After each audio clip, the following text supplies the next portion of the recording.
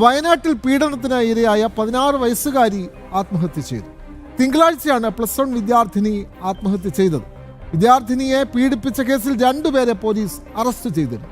ബന്ധുവും അയൽവാസിയുമാണ് അറസ്റ്റിലായവർ. വിവരങ്ങളുമായി PS അർജുൻ ചേരുന്നു. അർജുൻ, 16 വയസ്സുകാരി ബലാത്സംഗത്തിന് ഇരയാകുന്നു. ഈ സംഭവവുമായി ബന്ധപ്പെട്ട് 2 പേരെ പോലീസ് പിടികൂടിയിട്ടുണ്ട്. അതിനിടെയാണ് തിങ്കളാഴ്ച ഈ പെൺകുട്ടി +1 വിദ്യാർത്ഥിനി ജീവൻ ഒടുക്കുന്നത്. കൂടുതൽ വിവരങ്ങൾ MS അർജുൻ.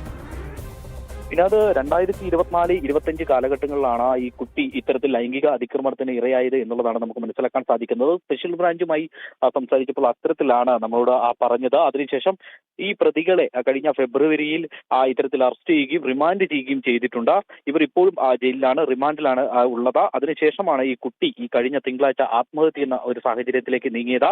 ഇത് പുറം ലോകം അറിയുന്നത് ഈ കുട്ടിയെ നിരന്തരമായി 2 വർഷം ഇവർ തുടർച്ചയായി ലൈംഗിക അതിക്രമം നടത്തുകയായിരുന്നു. അതായത് അയൽവാസിയും അതുപോലെ തന്നെ ബന്ധുവുമാണ് ഇത്തരത്തിൽ ലൈംഗിക അതിക്രമം നടത്തിയത്.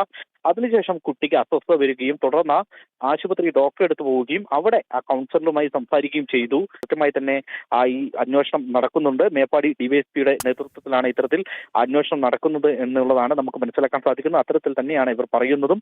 സ്വാഭാവികമായിട്ടും വലിയ പ്രതിഷേധം ഇതിൽ ഉയർന്നു വരുന്ന ഒരു സാഹചര്യമുണ്ട്. ഇപ്പോൾ ഈ ഇത്തരത്തിൽ മനുഷ്യാവകാശ കമ്മീഷൻ തുടർന്നുള്ള ഇത്തരത്തിൽ പരാതി നൽകുവാനുള്ള ഒരു സാധ്യതയുമുണ്ട്. വ്യക്തമാണ്. വയനാട്ടിൽ പീഡനത്തിന് ഇരയായ 16 വയസ്സുകാരി ആത്മഹത്യ ചെയ്തിട്ടുണ്ട്. തിങ്കളാഴ്ച ആണ് +1 വിദ്യാർത്ഥിനി ജീവനൊടുക്കിയത്.